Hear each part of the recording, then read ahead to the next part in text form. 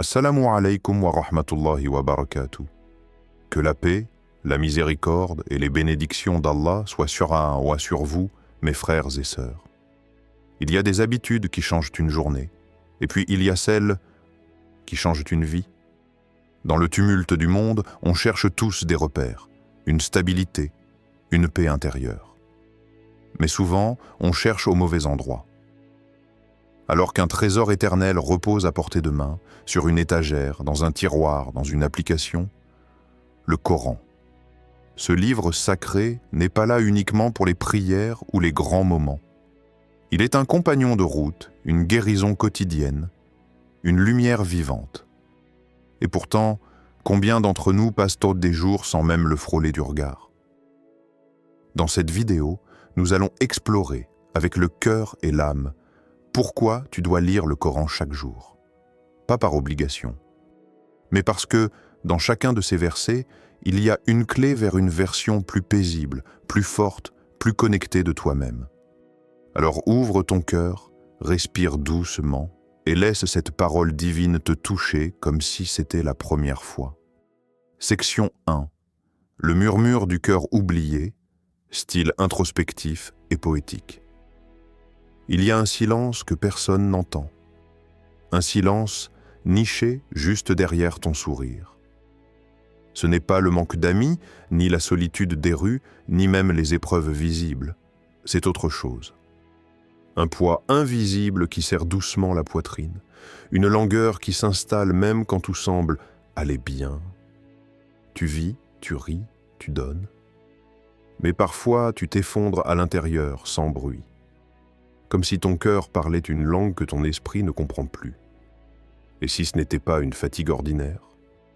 Et si ce vide, ce soupir discret que tu retiens en plein milieu d'une foule, était un murmure, celui d'un cœur oublié?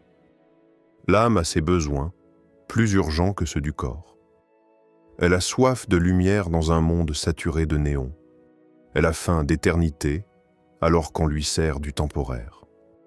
On pense parfois que voyager, écouter de la musique, parler à quelqu'un, ou même prier rapidement suffira.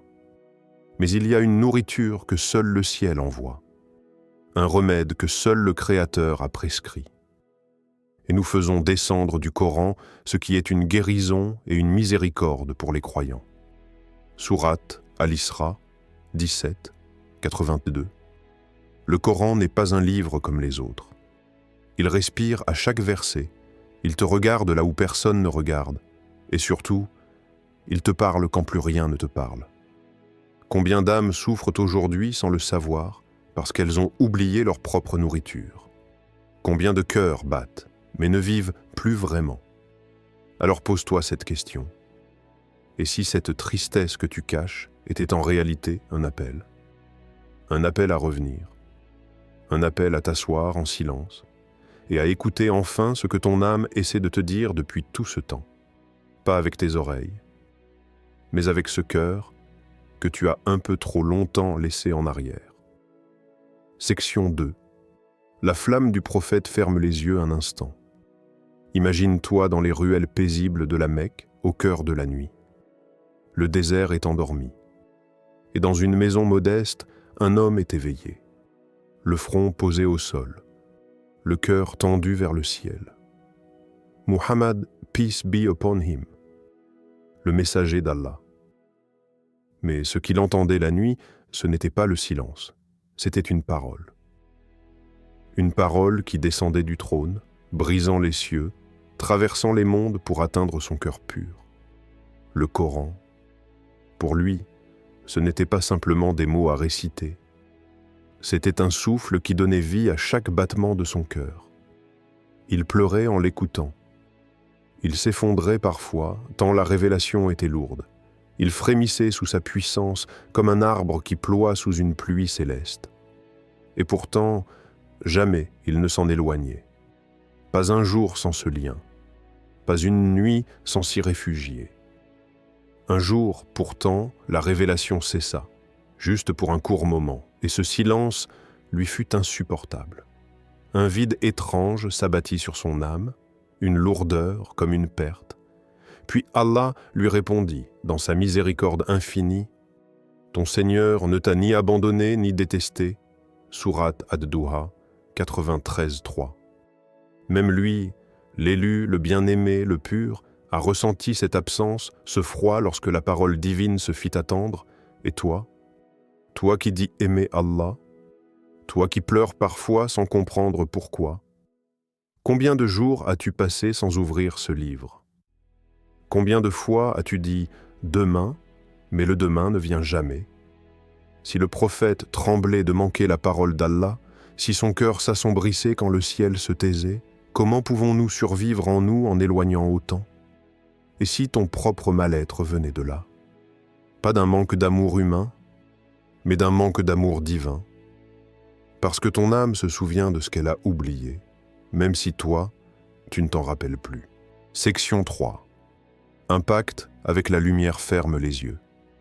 Visualise-toi dans une pièce sombre, pas noire, juste oubliée.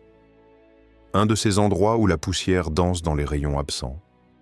Et puis, soudain, un fil de lumière descend doucement comme une corde venue du ciel. Tu tends la main, tu l'effleures. C'est un verset, puis un autre descend, et un autre encore, jusqu'à ce que, lentement, cette pièce obscure devienne un sanctuaire illuminé, non pas par des chandelles, mais par la lumière d'Allah. Voilà ce qu'est le Coran. Pas un livre figé dans le temps, mais une lumière suspendue au-dessus de toi, chaque jour, chaque nuit, attendant que tu tires doucement sur son fil sacré. Chaque verset est une mèche qui s'allume. Chaque lecture est une promesse. Et plus tu lis, plus la lumière devient familière. Jusqu'au jour où, sans même t'en rendre compte, tu traverses les nuits de ta vie non plus à tâtons, mais guidé. Ce livre, il n'y a point de doute en lui, est une guidée pour les pieux. Sourate Al-Baqarah 2.2. Tu sais, ce n'est pas une habitude concrète. C'est un pacte silencieux entre toi et ton Créateur. Un serment muet mais puissant. Je ne veux plus avancer seul. Et c'est là que tout change. Ce ne sont plus tes pas qui guident ton chemin. C'est la parole d'Allah qui sculpte chacun de tes mouvements, qui te murmure quand tu doutes, qui te protège même quand tu ne sais pas que tu es en danger. Alors pose-toi la vraie question. Et si cette lumière n'avait jamais disparu, mais que c'est toi qui avais tourné le dos à sa clarté? Es-tu prêt, aujourd'hui, à te retourner? À te reconnecter à ta propre lumière? Pas celle du monde, mais celle qui, depuis toujours, t'attendait au bout du livre. Section 4. L'histoire de la jeune fille et le Coran oublié. Il était une fois une jeune fille. Elle s'appelait Leïla. Elle priait, elle jeûnait, elle invoquait Allah dans ses moments d'angoisse. Elle croyait, oui. Mais elle avait laissé de côté un trésor. Le Coran, elle l'aimait, mais de loin. Elle le touchait de temps à autre, comme on caresse un souvenir d'enfance. Elle le lisait surtout quand elle se sentait brisée. Et quand tout allait bien, elle l'oubliait un peu. Puis vint le jour où tout s'effondra. Une épreuve inattendue. Un abandon. Un vide immense. Et ce soir-là, les larmes jaillirent de son cœur. Elle regarda le ciel et murmura « Pourquoi moi, Ya Allah?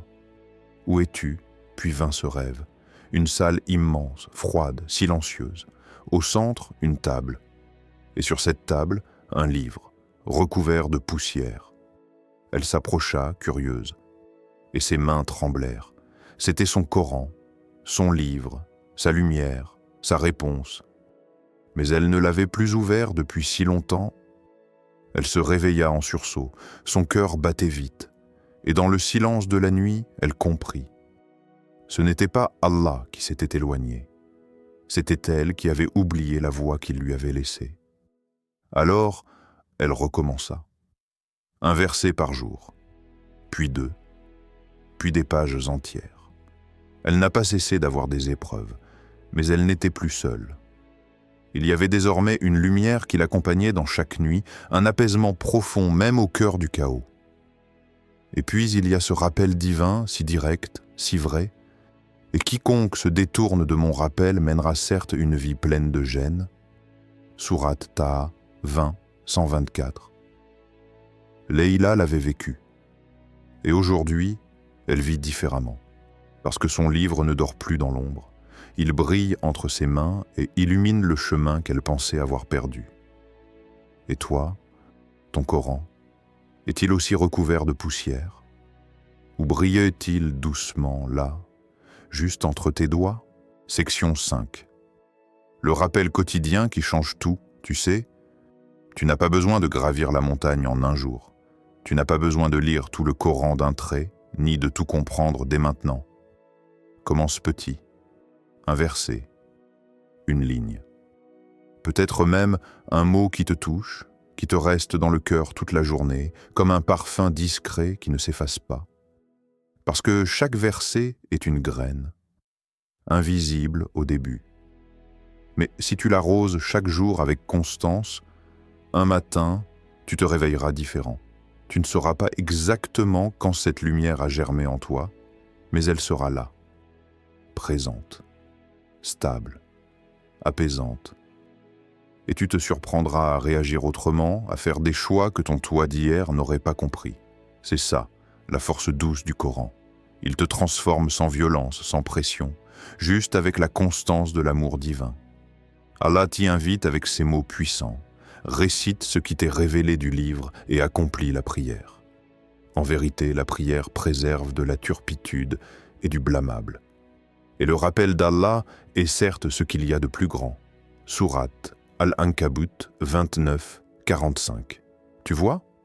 Le rappel, c'est ce qui sauve, ce qui élève, ce qui protège. Lis ton Coran au Fajr, dans le bus, entre deux tâches ou juste avant de t'endormir. Il n'y a pas de moment parfait. Le moment parfait, c'est celui que tu choisis pour revenir à lui. Parce qu'en réalité, ce n'est pas seulement toi qui lis le Coran, c'est lui qui te lit. Il te lit dans tes silences, dans tes luttes intérieures, dans tes blessures cachées. Et doucement, il te façonne. Il lime tes doutes, purifie tes intentions et te ramène à celui qui ne t'a jamais quitté. Tu as peur de t'égarer? Alors tiens-toi à la corde d'Allah. Et cette corde, ce fil d'or entre toi et le ciel, c'est le Coran. Ô Allah, fais du Coran le printemps de nos cœurs, la lumière de nos poitrines et le soulagement de nos peines. Fais que nos âmes s'y accrochent chaque jour avec amour et sincérité. Et ne nous laisse jamais un instant sans ta parole dans nos vies.